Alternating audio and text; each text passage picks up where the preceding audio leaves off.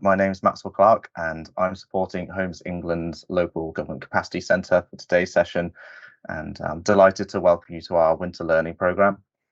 This programme running is offering a series of knowledge sharing sessions on topics that you've told us are of interest to you, and I'm excited to present today's session on building a sustainability team. Could I get the next slide, please? Just a quick description on what the Homes England Local Government Capacity Centre does. This slide summarises who we are and what we do. It's been launched following some extensive research and consultation across local government and a whole range of other partners to determine where authorities most need support and how this can best be delivered.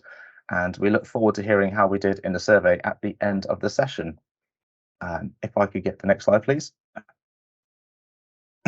So as you can see, moving on to the agenda, just quickly run through what we have today. After myself, I'll be handing over to Sarah Greenwood to talk about the basics of sustainability and some work with Homes England. Then we have Pooja Agarwal from Public Practice going over the creation of them. Sustainability teams, Sati Rai from the Northern Housing Consortium will speak about their experiences, and coming from a combined authority, we have Tracy Gordon with Liverpool City Region to discuss sustainability at a combined authority. And then Sarah will be tying things up, and we will have the Q&A and final thoughts at the end. If I can get the next slide. And then this is why we're here and why it's important. Sustainability in house building has evolved from more of a consideration to an absolute requirement.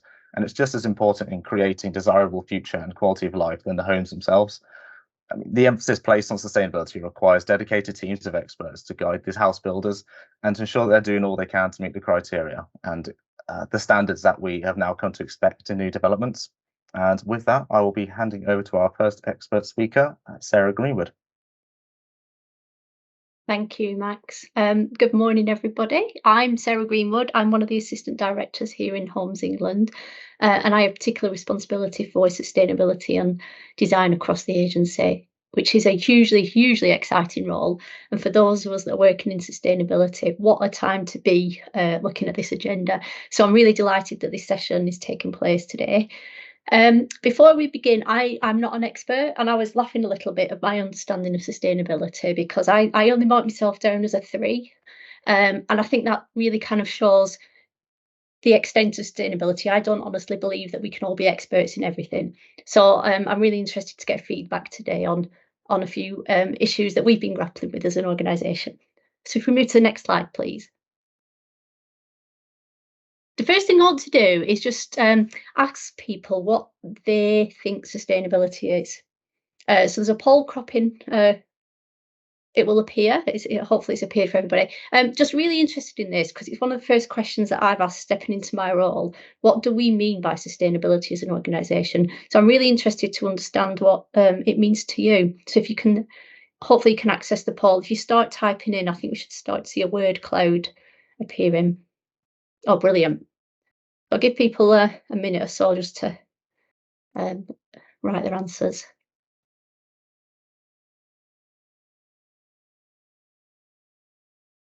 Quite a lot about carbon, the environment, resilience.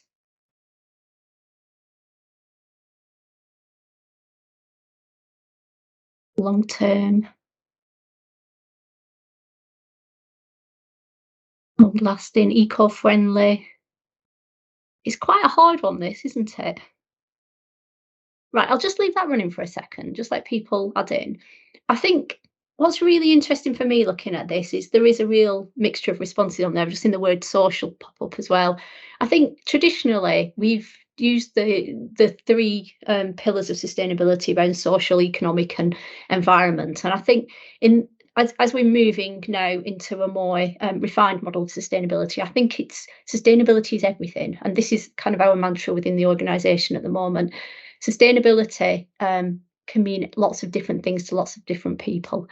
Right, I'm going to stop that poll now. Just people want to keep adding it, please do. But we'll kind of just stop and just have a quick look. So we've got future, long term, environment, reduces inequality. I'm going to do some more analysis of this after this session. But as I said, it's kind of sustainability is really difficult to define. It means different things to different people, and I think the more nuanced approach to sustainability now is starting to reflect that. And I'll talk in a minute about just what we mean by sustainability, but that's really interesting to look at that. Thank you. Could we move on to the next slide, please? Just whilst hopefully the poll can keep running in the background if people want to contribute to it. Okay, so as we've seen by that poll, sustainability means lots of different things. And kind of what we say is you can't draw a red line about it, because sustainability is about everything that we do. It affects every aspect of our organisation, not just the people that we work with, the buildings that we create at the end of the day, but the way that we work as an organisation and how we interact with people. So one of the first things that we need to think about in terms of sustainability and developing a team is what is important to us as an organisation. How do we really start to define what we mean by sustainability and the kind of things that we want to start to measure and have an impact on? So as we listen to the presentation today from the real experts, just keep an eye out for what they're saying around that, like what is really driving their organisation around sustainability, what is important to them, and start thinking about, if you've not got that vision within your organisation, what can you maybe do around that? Because it's really, really important. There is no one size fits all solution either. So you can't simply come and say, here's a set of targets, go off and everything that we do will adhere to those targets, because it doesn't quite work like that. You can have ambition, but you need to refine the ambition and the targets and the metrics that you're using around that to suit particular circumstances. And certainly within our organisation, we work on a plethora of projects, from small scale housing developments to large complex regeneration projects. And there's no way that a standard solution would fit all those. So it's really important that you think about building flexibility into whatever you're doing as well. It is really complex, as I said. And one of the really important things that we've learned is it needs leadership. So this is not just about setting up a sustainability team and saying, there we go. It requires a cultural change within the organisation. It requires people from the top to really champion and lead this, to get that consistent approach and to make sure that sustainability is built in to everything that you do. It's really, really important. You can't have people saying, we can't do that because it costs too much. You've got to take a longer term approach, which requires that leadership and buy-in. Something else that we are looking at, and that will hopefully start to come out through some of the conversations today, is the benefits of having sustainability champions. We haven't quite got the wording around this right yet, but what we mean by that is that you need to have somebody embedded into a project to make sure that sustainability is really taken seriously. So once you've defined what you mean by sustainability, think about how you really embed that into projects so that you get consistency. So there's a memory there. You set the ambition at the outset. That ambition is still the same at the end, and nobody's been deviated from it. It's really, really important. And the other thing that we've learned as well around building a sustainability team internally, and we'll talk a little bit about what that team looks like in a minute, but the other thing that we really learned is it's not just about the projects that we're working on, it's also about the way that we work and our own corporate commitments as well. And I think a lot of organisations that we've come across don't necessarily acknowledge that that's an area of work. So we in particular have things like greening government commitments, we've got carbon disclosure, we've got ESG requirements, and you need to make sure that that is corralled, whether it's the same in the same area as your specific sustainability team, or whether it's a different area, but somebody needs to take ownership of that as well. So kind of that sustainability, I can't give you an answer as to what sustainability is. I can tell you what's important to us, but it's really important that you define sustainability within your organisation. Right, can we move on to the next slide, please? Thank you very much. Right, so just another quick poll. Really interested to understand what your key concerns and opportunities are when you're thinking about building sustainability teams within your organisations. So kind of what challenges do you come across? Where do you think the benefits of having a dedicated sustainability team are? Skills, yeah. Hopefully everybody can see these polls as they're coming through. The reason we've done a kind of almost constraints and opportunities on one, because it's quite easy to turn one into the other. So we thought it'd be interesting just to test whether we could understand some of the constraints and opportunities, or some of the challenges. So embedding in the organisation. So resource is an interesting one that we'll touch on. Embedding within the organisation, technical knowledge, that's important as well. Matrix management, yeah, that's a really interesting one. How do you make a sustainability team work? Funding and resourcing. The word knowledge is coming up a lot in that policy.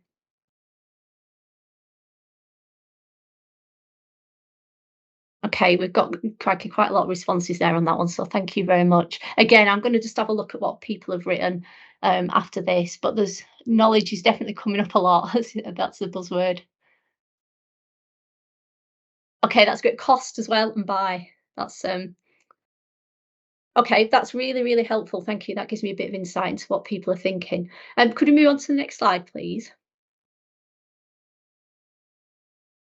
Okay, so all those things that are coming up, skills and knowledge, absolutely.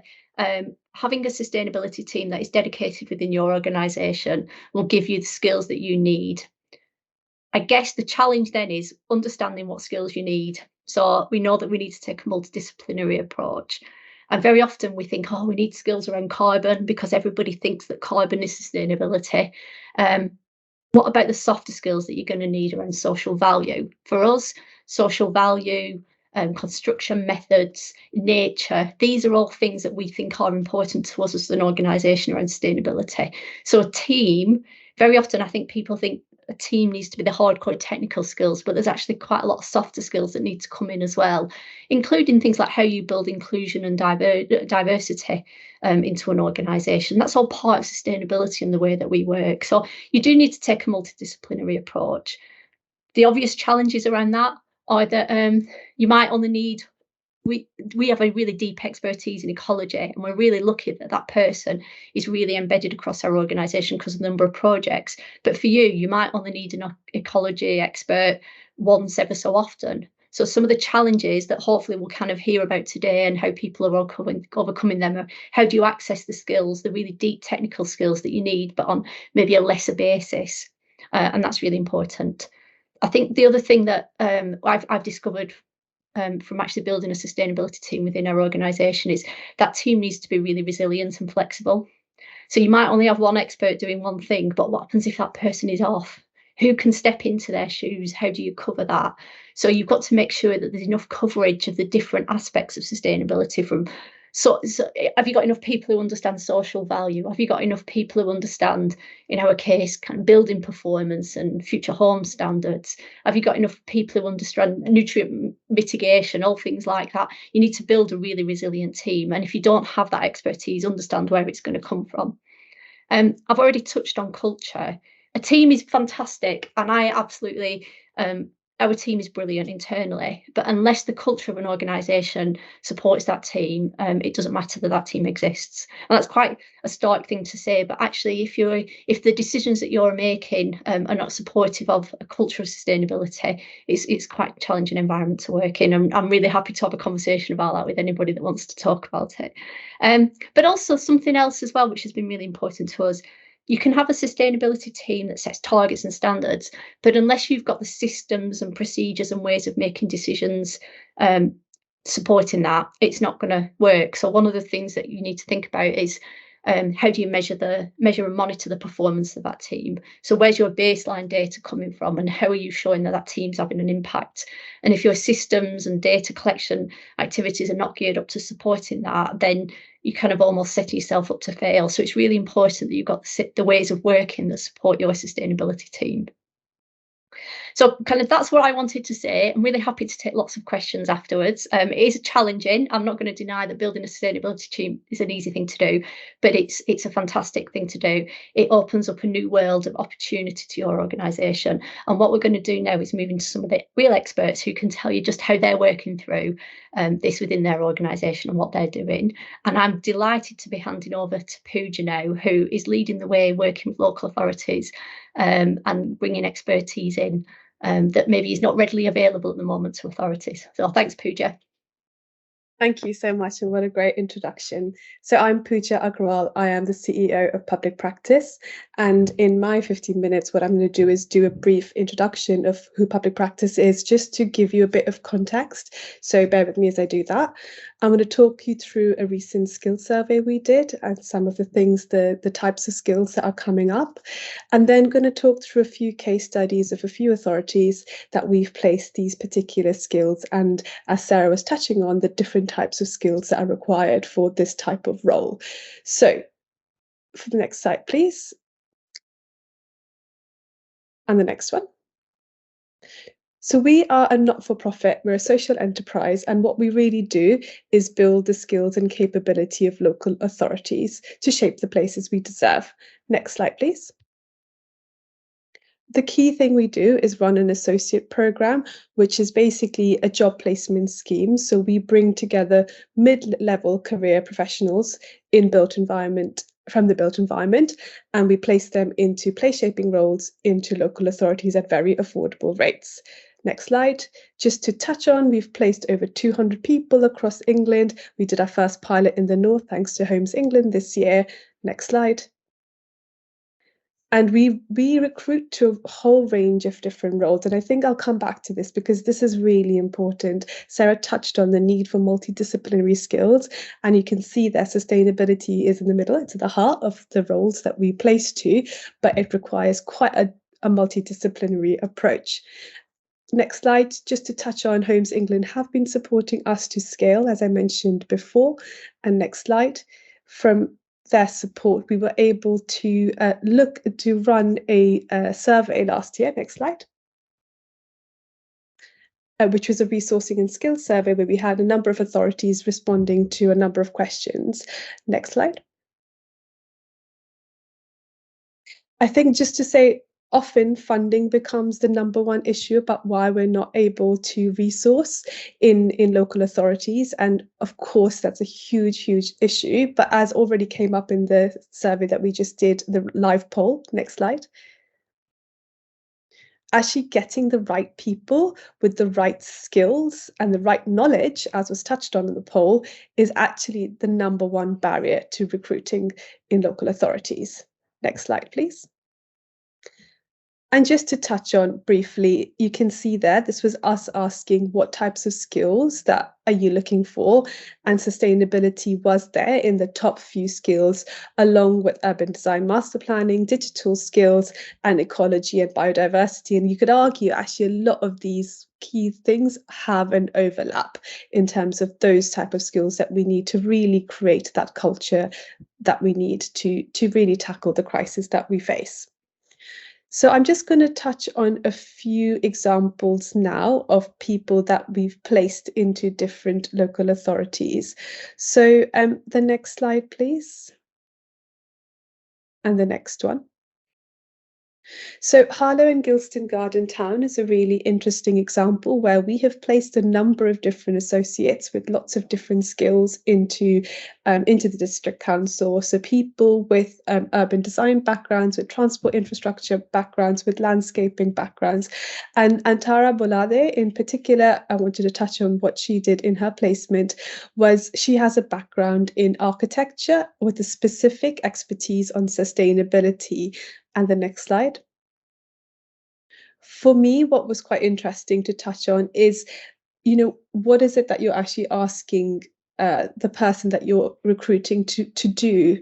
And I want to come to one of the questions that was in the chat. So from Tara's point of view, she was taking quite a strategic role and an opportunity to see how she could actually influence the way her colleagues were working within the local authority. Of course, she was working with a team, but how do you actually influence a process and think about sustainability at every point in the process? And to do that, she, along with her colleagues, created a sustainability guidance and checklist in-house. And that was basically thinking about very practically, what are the indicators and the policies that you need to do at various points in the process, given the commitment to net zero. A thing to touch on here as well that it also included social and economic sustainability as part of the checklist. So it was not necessarily just thinking about the environmental impact, but actually saying you can't think about these aspects separately. And hence that comes back again to when we define, how do we define sustainability? What is it that you're actually trying to achieve within your organization, and how it does need a very cross-cutting approach across a number of different teams. The next person I wanted to talk about was Letitia Pancrasi, and her role was again quite at a sort of again a more strategic level, looking at the climate action plan, but actually looking specifically at air quality that contributed to the corporate plan. And the next slide, please. In terms of Letitia's background, she had a much more technical background in sustainability and did a sort of joint degree in sustainability and urbanism. And so with that technical expertise, and sorry, this is quite a technical slide, but actually just to say the importance of cross-authority working. So actually that a task force on air quality sounds like, oh, that could be quite, simple, but actually bringing lots of different people across the authority whose work actually has an impact on air quality is what is really important. So I suppose I'm getting here around this point of, yes, a sustainability team is really important, but also actually, is it also about having people with sustainability expertise that sits across multiple teams in your local authority, and they sort of come together to make a difference at a much more strategic level in terms of their impact. And then another different type of example I wanted to touch on was a couple of associates who were in London Borough of Newham, who were looking more at delivery. So they were thinking more about passive house design principles. And what they were able to do in the next slide was basically create a template with toolkits for actually, next slide, please, for how you could actually impact energy design, but specifically looking at housing and affordable homes. So this was much more focused on the delivery side of things, creating an understanding of what does it actually look to deliver that on the ground. They both also had more design backgrounds and had done work in housing before, so they were able to bring that expertise into Newham Council and think about that in a more sort of practical delivery side of social housing. So that was just a sort of sense of the different types of backgrounds that we have brought into local authorities, but also how they've sort of sat in different teams in local authorities. And that was one of the things I wanted to touch on. One of the questions in the chat was, should we be looking for a more specific role in sustainability? Sustainability is quite a broad term. And if you go to the next slide, I just pulled out some of the titles that of people we've placed into local authorities, and they've been head of climate action and sustainability. It's been a sustainability officer. Actually, the audience, we have a net zero carbon manager who's at Ealing. We have a sustainability project manager. So it's all, they're quite varied, but I think that comes to the point of what is it that the person is actually doing and what their expertise is and where they're sitting within the organogram of your organization. I just, the next slide, we'll add in the chat a couple of job templates that our associates worked on. And I think this one, for example, the sustainability facilitator role is, and even the next one, the senior sustainability manager, you'll see this, they have a slightly different role. So this one, the facilitator job description, is almost more of an advocate, as someone sitting at that kind of senior level, thinking about how they can actually influence local government in terms of the way they're working in different teams in different ways. So this is a more kind of, I guess, advocate role. And the other one in the chat is actually more about someone who's sitting within the policy team and is influencing the work in a more sort of focused way. both of the job descriptions have a little bit more around the types of skills and attributes and backgrounds that you might be looking for. And these were, like I said, created and sort of developed by the associates who were doing those roles. So for them, this was what they thought was really important. And as Sarah touched on earlier, there is a sort of point there around kind of high level support, high level leadership, and that cultural aspect that even these job descriptions sort of have as part of their, what will their kind of key responsibility will be about that buy-in and sort of shifting that culture. My sort of final point, I suppose, was around yes, creating a sustainability team is really, really important, but almost the first step is perhaps bringing that one person in who has the expertise, which could be quite broad in the first instance, and almost set the agenda, advocate for the importance of sustainability. It might also be thinking about having people across different teams with that expertise, and they almost form a sort of task force, and they come together and think about how their work is influencing regeneration, housing, and all of the different parts of different teams are making an impact to place, but also social services. And then touching on that sort of being more open-minded with the type of people that you might be looking for. This technical expertise is really important, but also there's other people with different types of backgrounds around urban design or housing that might have the expertise as well, but also there might be the softer skills around communication and bringing people on board. And therefore those sort of multidisciplinary backgrounds is the only way we're going to be able to solve this skills crisis, because we need to bring a wider kind of wider people with wider backgrounds into these roles. So I'm going to stop there, but I'm sure there'll be lots of questions to answer later. Thank you very much. I'm going to hand over to Sati. Thanks, Pooja. Really, really insightful. And again, comes back down to this thing about, the importance of skills as part of this agenda. And obviously that's some of that good practice that's already been developed through your work, Pooja. Good morning, everybody. I just want to thank Homes England for inviting me along today. I'm here from the Northern Housing Consortium, and for those of you who aren't aware of who the Northern Housing Consortium is, we're a membership body for the social housing sector. We represent both local authorities, housing associations and ALMOs, so the arm's length management organisations. And we serve members from across the three northern regions, North East, North West, Yorkshire and Humber. And we provide a whole host of services, but in the main, it's really about that influencing, going back to government, building the evidence base for our members to go back to government to influence policy change, bring more investment for the North to ensure that we are able to deliver healthy and affordable homes for our members. Okay, next slide, please.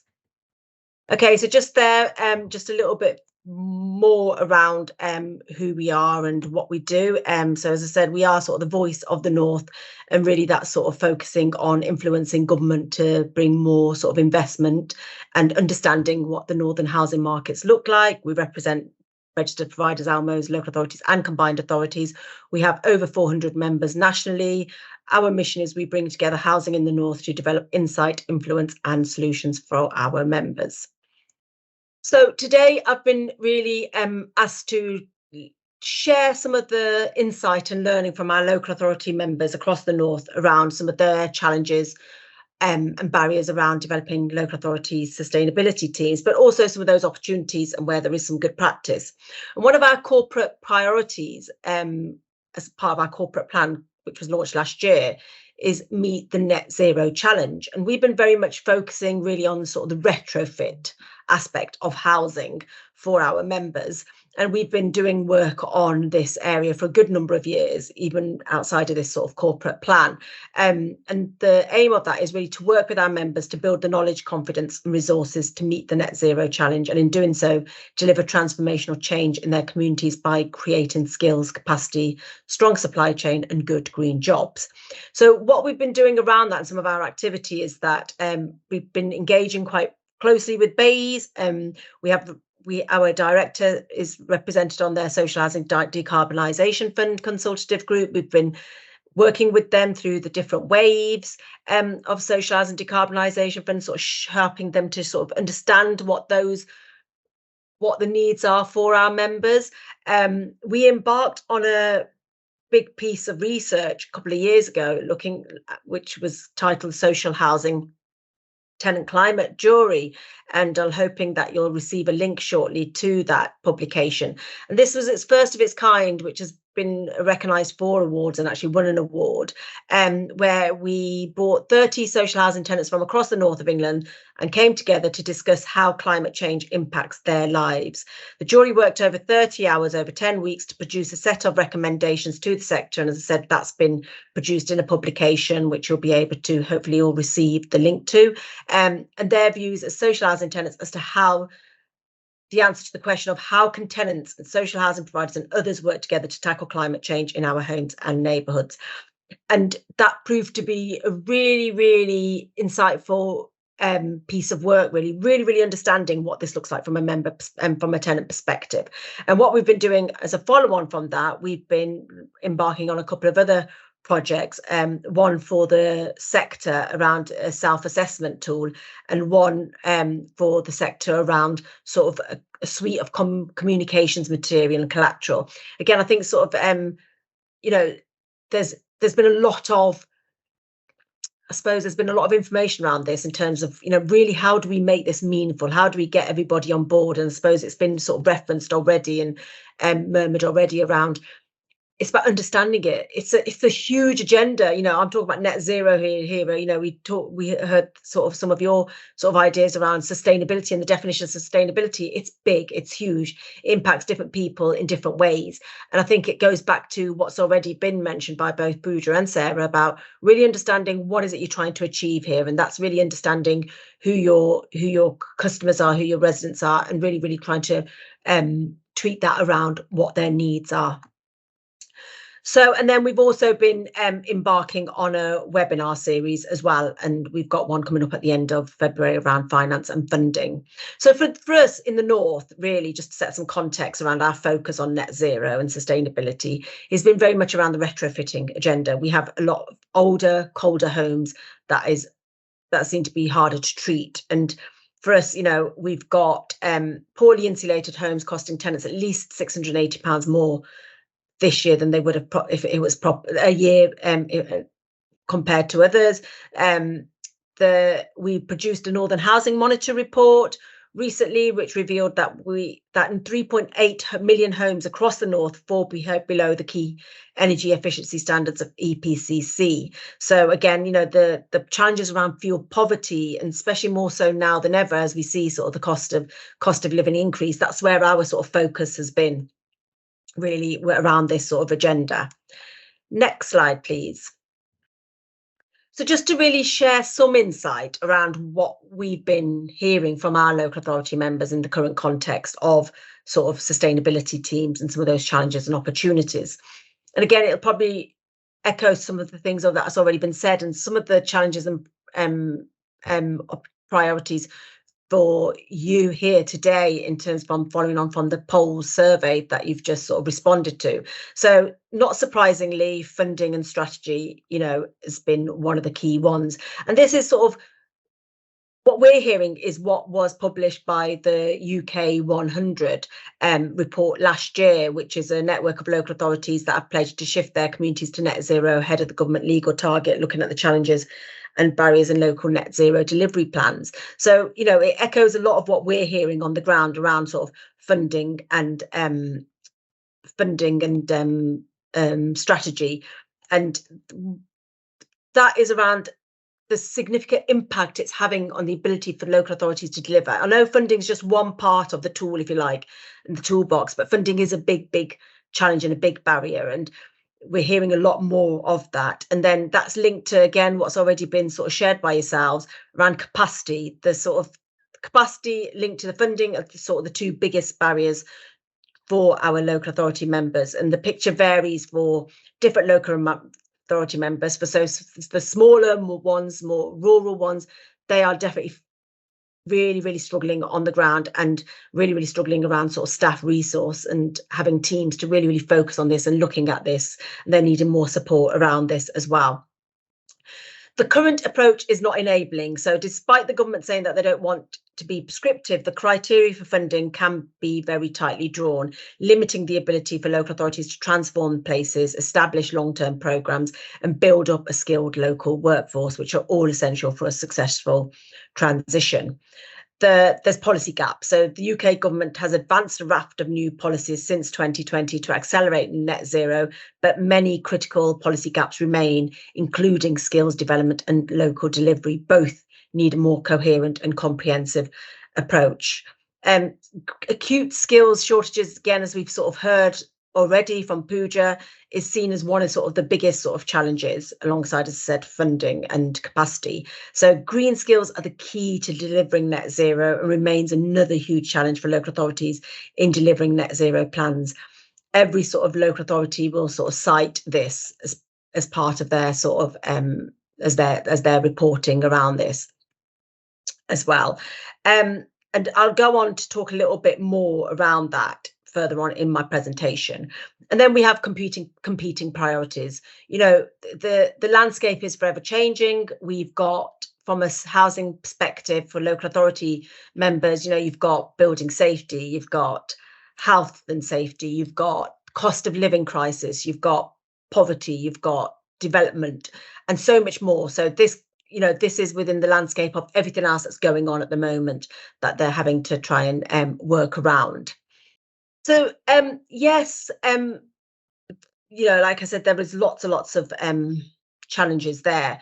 And again, what we've been hearing from members around that funding roller coaster, that the criteria, the short-termness, the complexity of it can prove to be really resource intensive for local authorities and can lead to sort of unbalanced outcomes.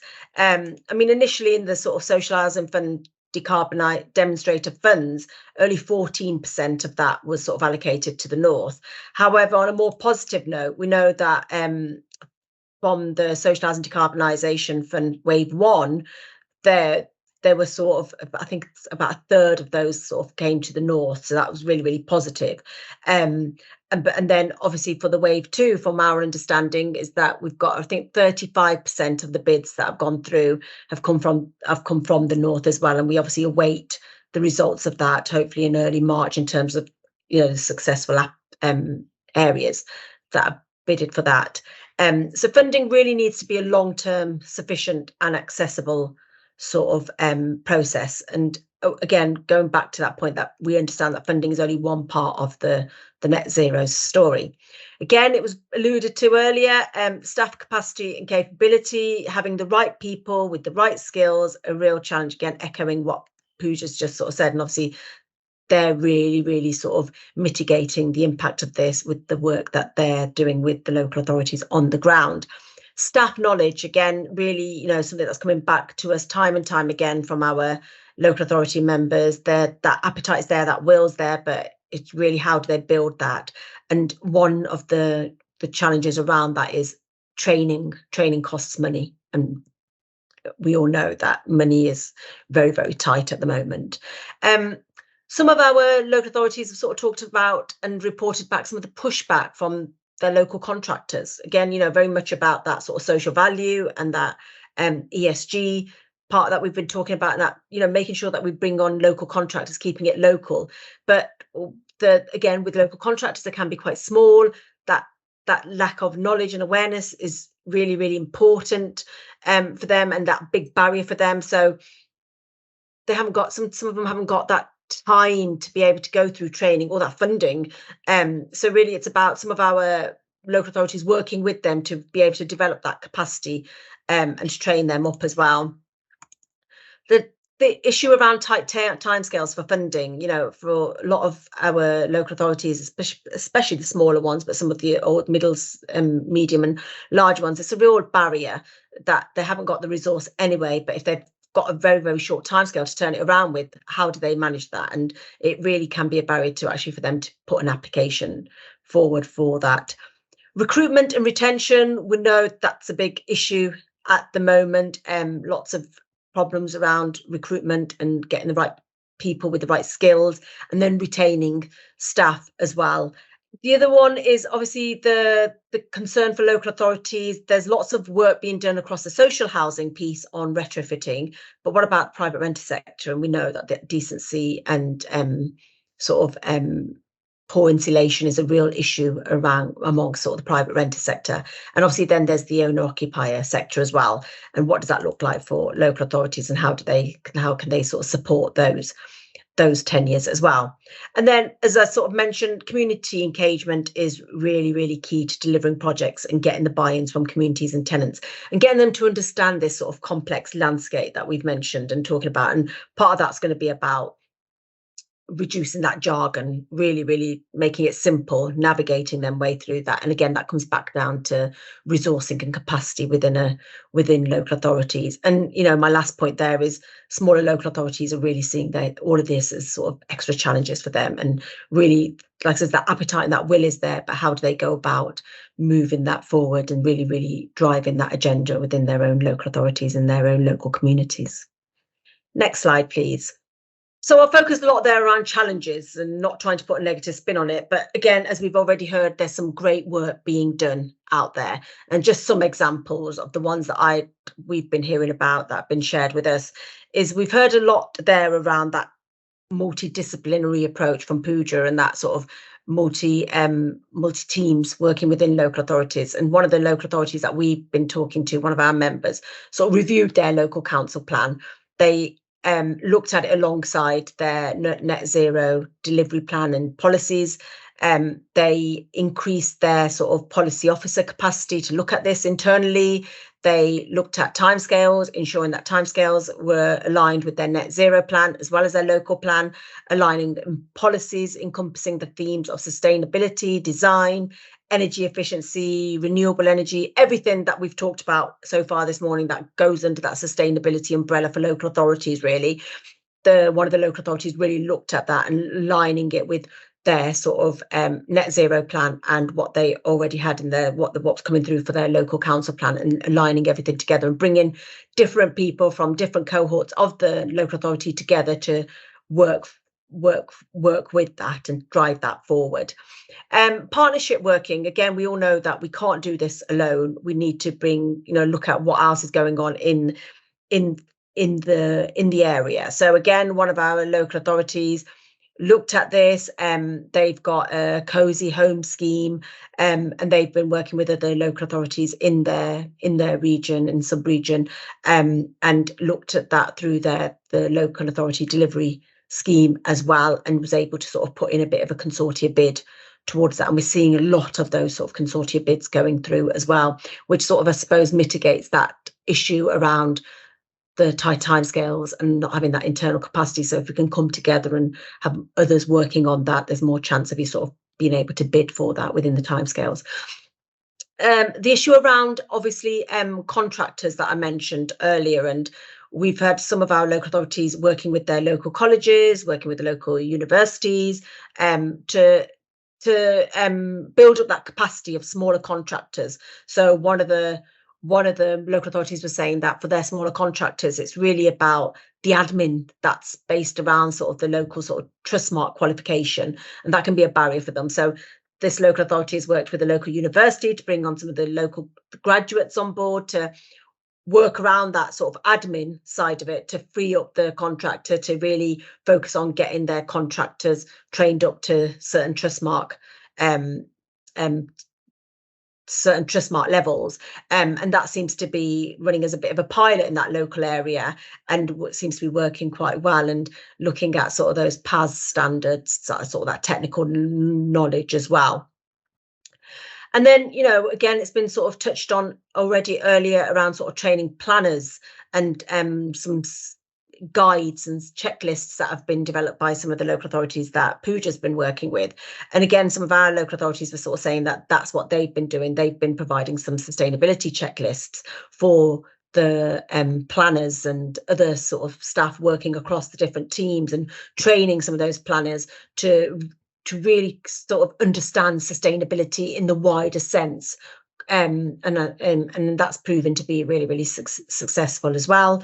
Going on again, following on from that good sustainability guide, producing a guide on what good sustainability looks like. And again, that can vary depending on what the organization's vision is, what the local, the community's vision is, what does sustainability look like for your communities and for your residents, and ensuring that you get the best out of your buildings and reducing that carbon footprint. So some of our local authorities have been developing those sustainability guides.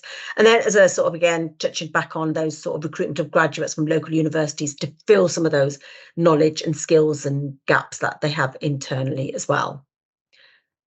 Next slide, please. Just going back to this point around skills. So, you know, again, it's a huge challenge, but it's vital that we get this right to be able to develop those successful, sustainability teams. Too many sustainable words in there. So improving the energy efficiency of all homes provides a huge opportunity to develop supply chains and provide jobs across the UK. The installation of energy efficiency measures is labour intensive and has a high multiplier effect in creating new direct jobs and supporting others across the different supply chains. There is a desperate shortage of people within the insulation and heat pump sectors, as well as various others, but this is something that we're definitely picking up on through our retrofitting programme of work. Estimates show that just over 700 companies in the whole of the UK registered to be able to deliver any of the green measures. There are not enough installers to be able to deliver the net zero targets for one very large local authority, let alone the whole country. And obviously stimulus schemes in the green sector need to run effectively. So even if we did have all the funding that we possibly could want, we have this huge skills gap. Some work that the Northern Housing Consortium did with IPPR North a couple of years ago, you know, they estimated that just for decarbonising the North's existing housing stock at that point in time would create at least 77,000 jobs by 2035. And obviously that can generate 3.85, I think it was billion sort of GVA direct to the north. So obviously impact, you know, having a really, really good effect on the local economy as well. And then some modelling that's been done by the New Economics Foundation found that the right fiscal stimulus of 117,811 new direct jobs could be created in just year one, rising to a peak of 382,000, just over 382,000 in year four.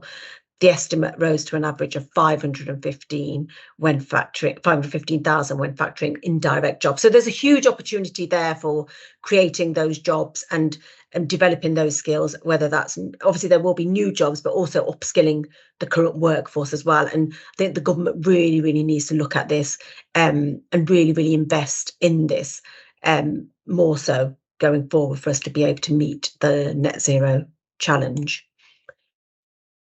The next slide, please. So just some concluding points, really, just for you to sort of take away. I don't think there's anything there that's been new for you, for, you know, for some of those sort of challenges that the sector's facing for local authorities. But there are some real examples of real innovation around sort of funding. So whether that's around sort of coming together as a consortium and trying to look at what else is going on in the local area. Although we understand that funding isn't just one part of the solution, there's so much more as well. Needs to be some sort of flexibility, because I think we feel like now local authorities are feeling like they're just hitting against one another for that funding. So there needs to be some flexibility to really, really make sure it works for local places, and that sort of longer term sort of sustainability timescales that needs to be attached to it. There needs to be some investment around skills and jobs, and really, really looking at that from a point of view of upskilling existing skills that are out there, but also bringing in that awareness and that education for the new skills that are needed for the new technology that's going to come around. There's obviously that knowledge gaps, and again, that training and qualifications is really, really key. But, you know, working across the different multidisciplinary teams within the local authorities, I think some of those that can sort of tick some of those gaps around that knowledge.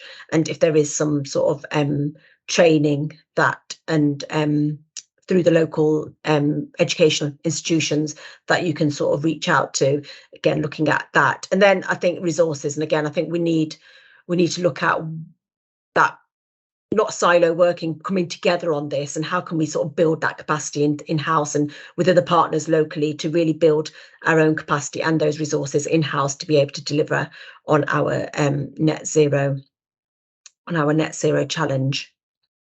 Okay, thank you so much for listening. Sorry, next slide. I think it's just a thank you slide.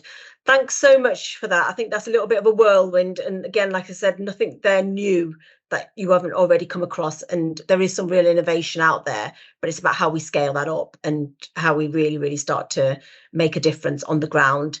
I'm going to now hand you over to Tracy Gordon, who's going to be able to give a little bit more of an insight of on the ground working and what that looks like for Liverpool City Region Combined Authority. Thank you.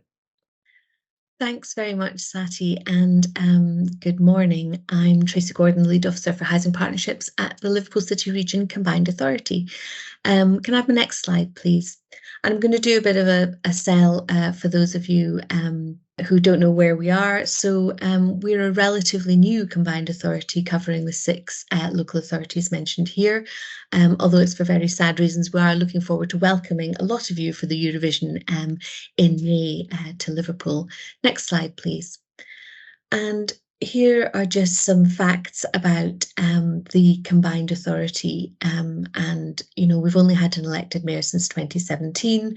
Our devolution agreement around funding and powers, which gave us some general investment money and some powers over skills, which has been really useful, and some funding over skills and that sort of thing. From a housing perspective, we are being able to create a spatial development strategy which will address many of the sustainability issues that we've been discussing here.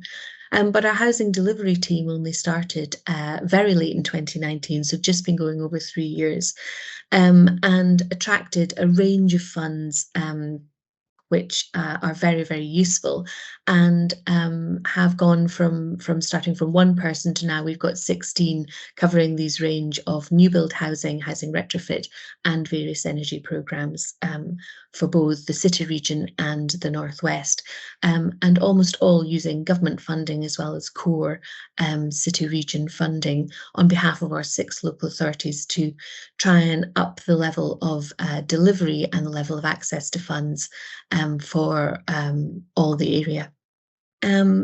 And we have a corporate plan that really encompasses what we mean by sustainability across everything, because although we want a cleaner city region which covers the whole green agenda, we also want a fairer city region which encompasses the whole of our social values and our social justice, which is highly embedded in the mayor's team. Next slide, please.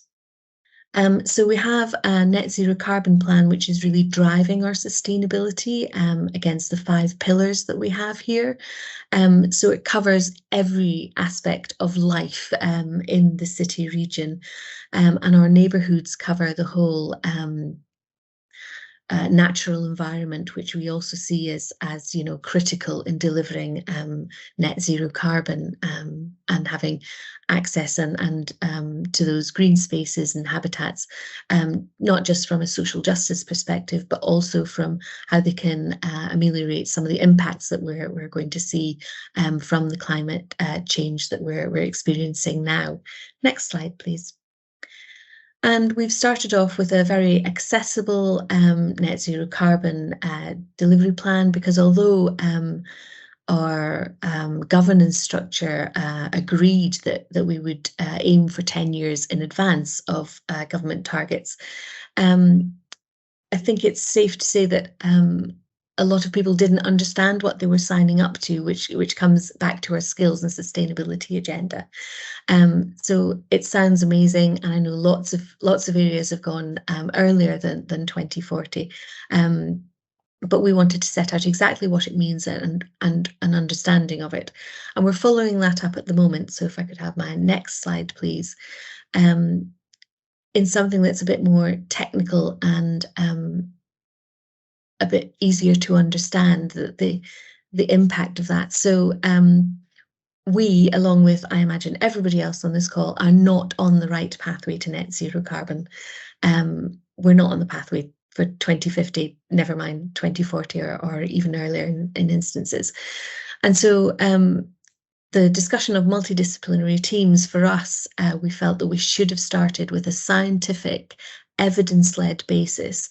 And I noticed one of the questions that how do you convince people that we should take action if there's no commitment? I don't know if these sorts of things would encourage people or not, but for us, it's been looking at the scale of the issue.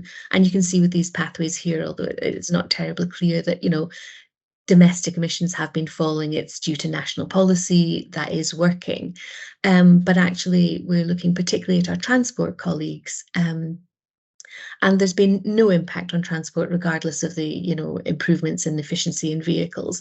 And we've got a massive task across all of it, if, as we'd like to do in the city region, would like to follow the Tyndall carbon budgets.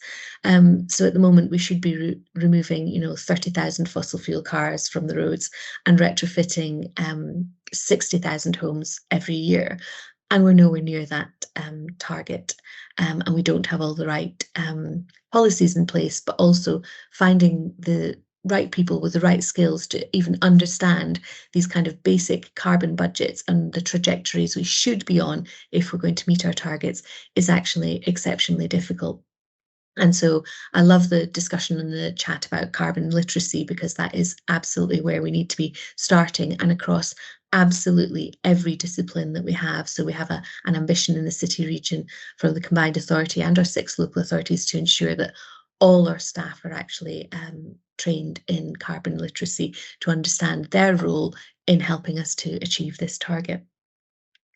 And come on, next slide, please. We've understand where our energy mix has to be, and these types of energy skills are really essential. And part of our 5-year carbon plan is that we're looking at where we need to intervene and where the market are going to intervene, and we actually just need to work alongside them, provide them with anything that the market is missing. So offshore wind is a massive opportunity in the Bay outside Liverpool. There's going to be billions of investment from renewable energy companies, but we want to make sure that our residents are trained to make sure they can access those jobs. So, for example, we've been using our skills training and ex-forces personnel to make sure that they have the right skills to meet the demand that the offshore wind industry have, because particularly the ex-forces have a lot of the training and the expertise to amend into the offshore wind sector. So it is these types of multidisciplinary wide teams that you need to look at exactly what you need to deliver against these sustainability targets. And if I could have my next slide, please. Currently, in the combined authority and the local authorities, we have these types of skills about net zero carbon, housing retrofit, energy planning, all the green energy systems that we have. We've got a lot of discussion about carbon capture and storage, particularly around hydrogen ambitions, which is, a relatively new industry that is going to grow and part of the innovation. We've recently had statutory powers about local nature recovery, and of course we're heavily embedded in transport, because we have the major transport funding for the city region over the next few years.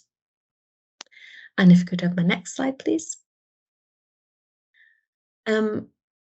But even though we do have the skills, we've grown a team. We have recent experience where, in housing development in particular, every new home at the moment virtually is actually adding to the problem for housing retrofit. So we recently had a local authority who had a land project and they wanted to appoint a developer. They had ambitions to ask that to deliver against net zero carbon, to have an exemplar scheme. They put it in the brief. We supported them through that because they didn't have that expertise to write that into the brief. The local authority had no climate or energy officer in post at the time. I manage the Northwest Net Zero Hub, which offers expertise across the whole of the Northwest, although they're based in the city region as our support for that. So we provided them with all the support that we could have with technical expertise, did an options analysis, recommended the best solution for that, found a ground source heat pump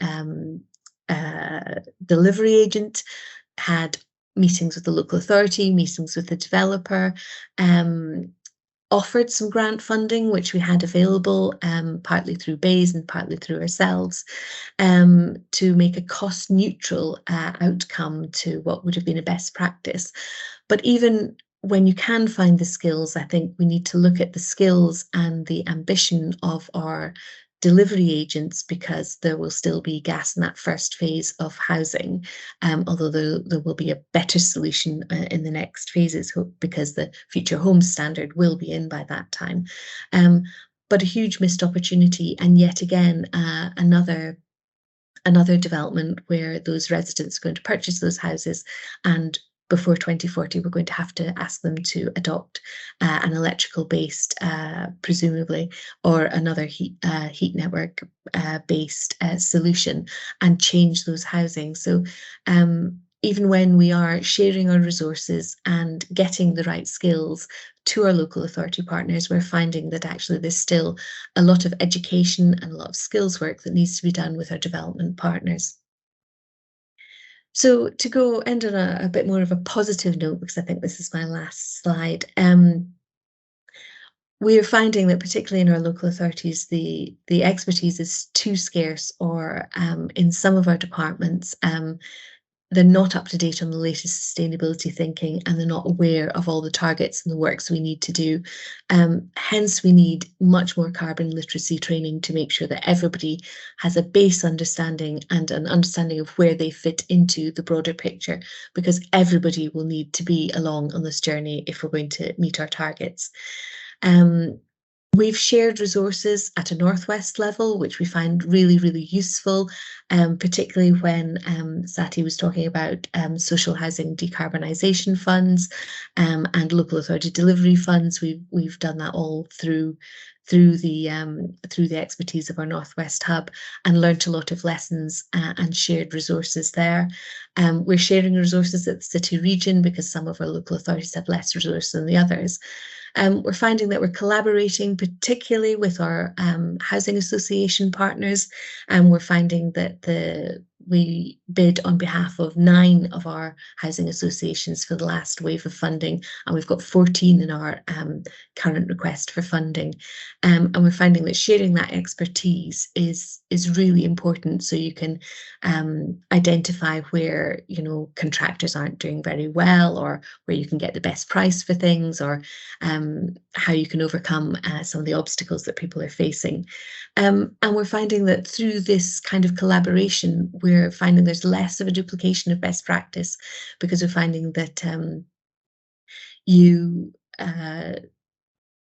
quite a few people are trying out new things, and they're all trying 3 or 4, and then they're all getting their own messages, whereas we're saying, look, if there is a new robotic underfloor heating, why don't one of you try it and then tell everybody about how it's getting on, so we can all adopt it, and so we can all try different things and learn much more. And we're finding that we're in our recruitment difficulties, we're finding much more success in having graduate programs to grow our own expertise, again, as Sati was saying. So just to sell Liverpool City Region one more time, we don't have a graduate retention issue. We have lack of jobs for graduates to come in, because once they come to Liverpool City Region, they want to stay. So we're finding that our graduate programs are very successful in retaining the best of our graduates in the city region, and growing that expertise that we're going to need if we're all going to attain our sustainable development goals. So I think that was my last slide, and I'm just about on time to hand back to Sarah Greenwood. Thanks very much. Brilliant, thank you, Tracy. Well, that concludes the formal bit of our presentation today.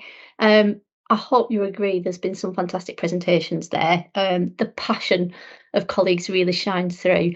I think, just in summary to this part of the session, I hope that some of the messages that you take away today is that sustainability is complex. It's not just as simple as some people might think about setting targets around carbon.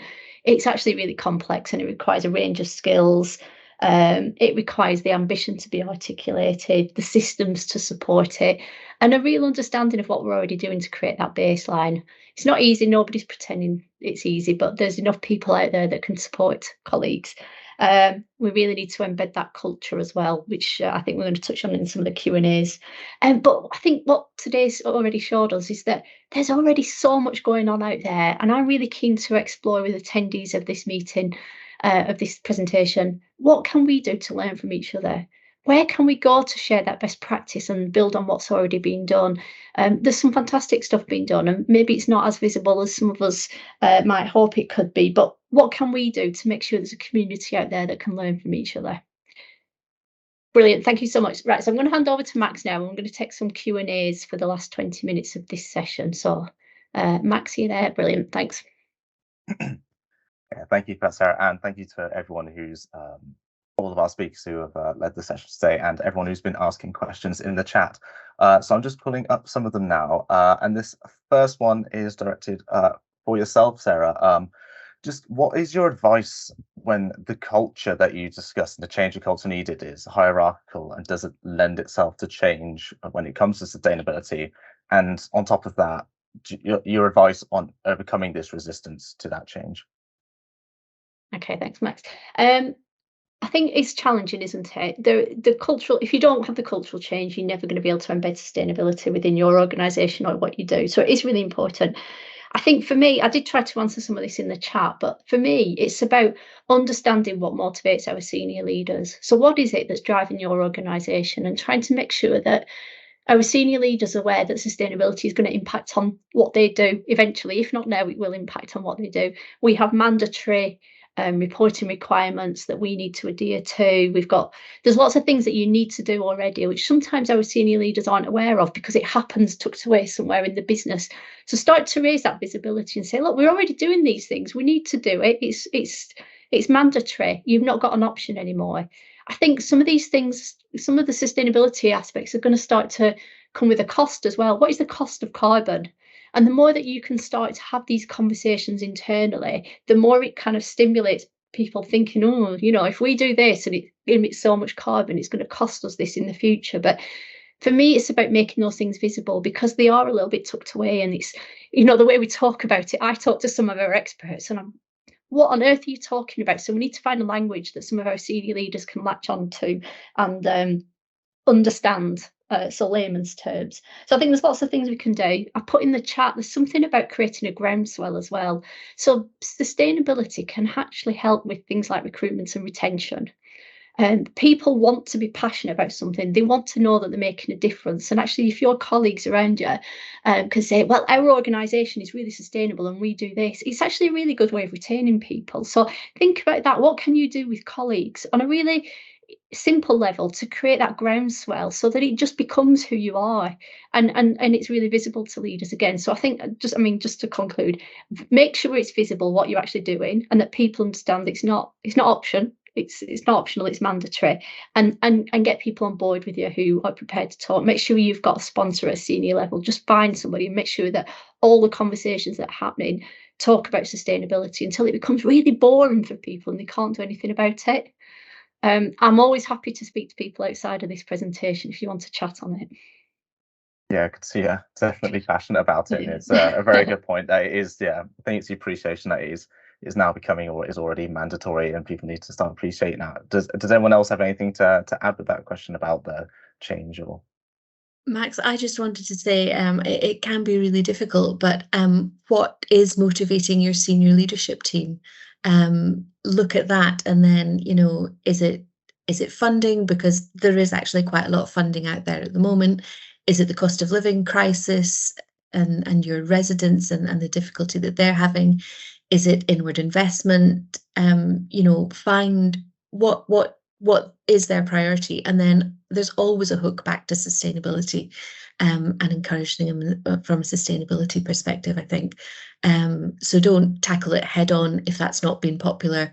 Go round the side and get it in by the back door would be my suggestion as well. Another way of looking at it. Yeah. Okay. I've got a question, and towards Pooja. Sustainability being a broad term, well, sustainability is quite a broad term. When it comes to recruitment with our teams, should we be more specific when we start addressing it? I think that's a really good question. So I'll give you a few examples, maybe to help be quite practical. So some of the job descriptions I shared earlier were more of those, I guess, facilitation roles. So the roles themselves are a bit broader. But if I can give you maybe 4 or 5 examples, and I'll pop it in the chat later. We had a sustainability project manager, and their role was to look at a specific estate in Kensington and Chelsea, looking at around retrofitting and so forth. So it was, I guess, a bit more specific to the site, and maybe the project manager, like that shows you a different expertise that's required in a delivery place-based role. Another example is Lorraine Williams, who was the Green Innovation Lead, and that role was more specifically looking at growing green skills and green jobs across a number of different authorities. It was a kind of partnership across 8 boroughs in London. So again, that's a very different type of role. We had someone who was a sustainable business engagement officer. I think engagement is a really, really key part of this and how you bring people on board. And this was more around active travel. We know that can be quite controversial. So they were working specifically with high street businesses to bring them on board to accessible streets. And on that note as well, we've had a strategic lead for healthy placemaking in Greater Manchester, who was looking more at that sustainable ways of moving and walking through, and it says it in the title. And then we've got Elzbieta, who's actually the audience, who's doing a net zero carbon manager role. So again, there's a bit more specific focus there. So I think, yes, thinking about where they sit in the team, what is it that they're doing exactly, can be quite useful. And I'll pop these 5 examples in the chat, and hopefully that is really practical examples and help for everyone here. Yeah, brilliant. Thank you. Does anyone have anything they'd like to add in for that, or any experiences themselves, or am I okay to move on to the next question? Okay, brilliant. Well, our next one, we have another staff member from Homes England, Paul, who this next question's best aimed at. So I'll go through it, and if you'd just like to introduce yourself, Paul. So it goes over, well, the question is, isn't net zero preventing going further, as we should be aiming for beyond zero and removing carbon out of the atmosphere as well, not adding any more? So yeah, if you could introduce yourself and then take it away. Thanks, Maxwell. I'm Paul McGivern. I'm the MMC advisor at Homes England, but also heavily involved in the agency's journey towards delivering more sustainable outcomes in relation to our buildings and performances. So that question is an interesting one. It sort of reminds me of the issue of the Merton rule that was a big issue about a decade or so ago. Lots of different local authorities looking to go beyond building regulations and throwing up lots of different ambitions. It's a good idea. I think that you start planning for the net zero journey and where you ultimately want to get to, but I think it needs to be balanced out with thinking about how you build up the skills and the capacity within your supply chain and within your development partners. You've got to find cost-effective solutions which are both scalable and repeatable. So that means the whole industry needs to come together and work together to find those solutions. And of course, the government is working with industry at the moment. We have the Future Homes Hub, which is trialing different approaches to achieving the Future Home Standard, which is going to come in 2025. So that's, I guess, the sort of the first major rung to getting towards net zero is achieving that Future Home Standard. And so I think that means we got to find standardized approaches that the industry can collaborate on and work together.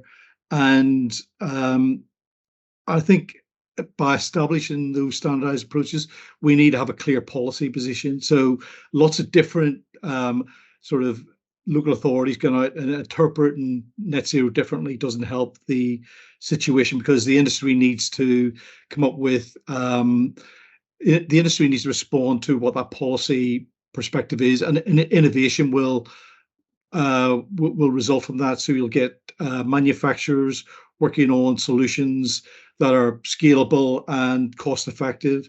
So I think it's about the industry coming together and not lots of different organizations go off and doing their own things, because that will lead to chaos, I think. So I think it's a good idea that we come together, work on solutions. Of course, Homes England's working with industry and looking at some solutions. So the idea that you might have, I mean, I've seen we had a discussion in the chat there about heat pumps and the difficulty getting heat pumps, and we're interested as an agency to see whether is heat pumps on individual buildings the right approach for every solution, or should we be looking at site-wide approaches? When is a site-wide approach more appropriate than individual on plots technology? So I think there's a lot of work to be done, and industry is already doing that through the Future Homes Hub, and hopefully Homes England will be able to announce some work that we're doing specifically to address some of that fairly soon. Happy to take any questions on that. Yeah, does anyone else have anything to ask that? Thank you for that, Paul. Okay, brilliant. Well, yeah, thank you for that. As I said, it's like, yeah, it's a road ahead. So yeah, step by step, but hopefully, as you said, it just requires a lot of communicating and making sure everyone's on the same page. But this last question comes in as a sort of discussion for everyone to have, really. It goes over the rising cost of materials becoming a major issue for builders and contractors. Sustainability is often linked with higher costs, either rightly or wrongly, and it's proven to become a huge challenge for local authorities who want to build. And yeah, feel free if anyone to pitch in on your thoughts on that. Shall I kick off? Because I'm sure lots of people have got lots of things to say. I recognise it's an issue. I think what we're starting to do as an organisation is challenge some of the, I don't know whether the myths or truths that exist out there. There is lots of work being done to start to quantify the cost of sustainability and the cost of materials. But I think sometimes there's a danger that this can be done in quite an isolated way, which is just talking about the costs and not the values generated at the end of it. So what we want to start to try and do, which I think has been mentioned a few times now, is change that narrative a little bit. It might cost you a little bit more up front, but actually the value that you're going to generate out of that, not just kind of the monetary value, but the social value you're going to generate, it far outweighs that initial cost. So I think there's lots of work that we need to do to help project managers and decision makers in giving them an evidence base that demonstrates this. So yes, some things will cost more, but actually a lot of things don't cost anything. Good placemaking should not cost you. It's about making sure that your consultant team is putting the right things in the right place at the right time. And that will lead to a sustainable solution for that area. So I think having the evidence is going to be really important. And again, this comes kind of sharing our knowledge between us. What have we got that can contribute to that evidence base? How do we share it between each other? How do we make sure that our decision makers have got visibility on it? So unfortunately, material costs are rising at the moment, aren't they, because of inflation and scarcity. But I think we need to be dispelling some of those myths that exist out there. I would just add that I think that my point was my previous point that I made about come up with standardized solutions, repeatable, scalable solutions that the industry will coalesce around, and find those solutions which the industry decide are the right solutions for delivery is the way to go, rather than say lots of different interpretations of policy leading to too many different approaches that just lead to effectively a chaos in the marketplace. So I think that sort of work that I highlighted with the Future Homes Hub goes a long way to provide those solutions that I mean, it's not a point really about sort of inflation, but more about sort of come up with the right approaches, and if we standardize, we'll get the right approach. We'll avoid making mistakes. We'll avoid creating unintended consequences, like testing new materials that lead to maybe fire risks or some other unforeseen difficulties. So I think working together has got to be the way to go. Collaboration. Tracy. And I'd just like to add to that. Thanks, Paul and Sarah. We've just dabbled into our first group purchasing scheme with residents. So we ran a Solar Together scheme where you residents volunteer and you do a reverse auction. So we've got over 1,000 households who are having installations at the moment at about 20% cheaper than they would have got going straight to the market themselves. So, you know, we do have a lot of group purchasing power. We're also looking at a Northwest level, we're supporting the decarbonisation of public buildings, and we've got about decarbonisation plans underway for about 100 buildings. We're looking at whether or not there's some group purchasing power we could go use there as well to reduce the materials, and we've actually did some advanced purchasing of heat pumps because they were becoming rare in our housing retrofit. So we were lucky we had a contractor that had some storage space, so we bought up, and I apologize if this caused anybody else problems, but we bought up what we thought we would need so that we had it at the start of our program, rather than take a risk of not having it. So I do think collaboratively, if we look at our group purchasing power, it is a strong advocate for reducing costs and helping us work together and get that solutions that we need. If I can add a final point, I think Tracy touched on this earlier about how you make your case. There's obviously a sort of tension between the short-term expense but the long-term savings, and it's about gathering that evidence. But for example, if poverty is something, and inequality, that's something that is a key agenda item for a member or a leader, actually linking fuel poverty and retrofitting is a really good way of making a case for that longer term saving for residents. So it's about, again, thinking about how you can align this with that political longer term saving. And I think it's tough, but obviously a way of pushing this agenda forward. Yeah, sorry, just to add to that, we would echo that, obviously, from the Northern House Consortium perspective. Pooja just beat me to it, but it is that linking it to those wider agendas. No, it's fine. It is just about linking those to wider agendas. And it goes back to your point, Sarah and Tracy, that it's about understanding what we said right at the beginning of this webinar today about what is it that what's your vision? What is it you're wanting to achieve, you know, and what's your data telling you? What's your data telling you and where your priorities? Because like you said, the cost materials, that's not going anywhere anytime soon, is it really? It's something that's there, but it's about looking at what actually are we trying to achieve on a wider placemaking sort of agenda. Brilliant. Well, thank you for that all, and that brings the Q&As to a close on that. So again, thank you very much for all of our speakers. Thank you for attending and for all your feedback in the polls throughout. Hope you have a good rest of your day.